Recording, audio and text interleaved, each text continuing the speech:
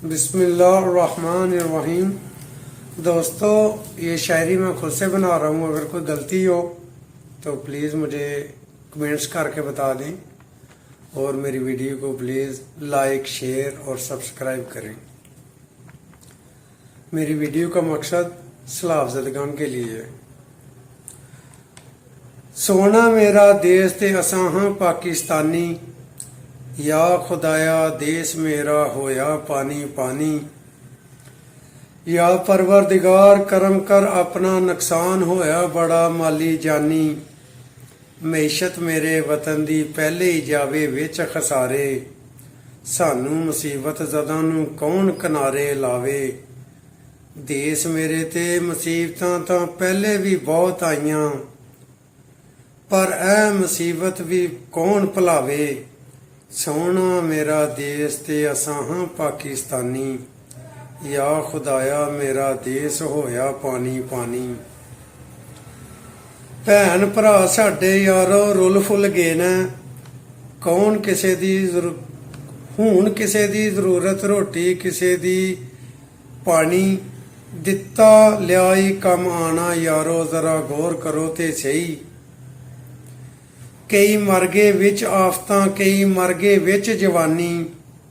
सोना मेरा देश ते असां हां पाकिस्तानी, या खुदाया मेरा देश होया पानी पानी। ऐ लोक मुसीबत ज़दा ने यारो, साडा काम है इन्हां नू मदद पहुंचानी। जरा सोचो यारो साडे ते भी अज आफत आ जावे, ऐ दौलत साडे किस कम नहीं आनी। इन्हां खजानियां दा असल विच मालक कोई होर है।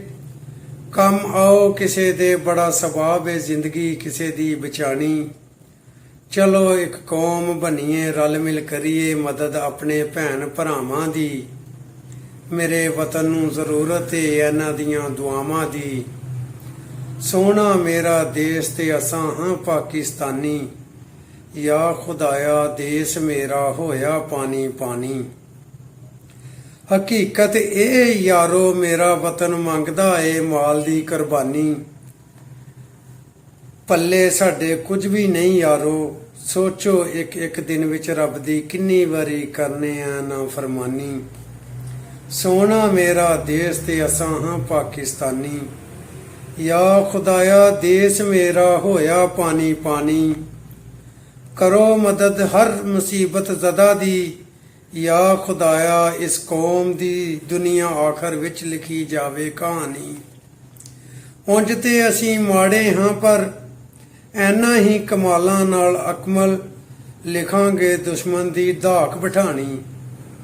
असीं हां पाकिस्तानी, असीं हां पाकिस्तानी।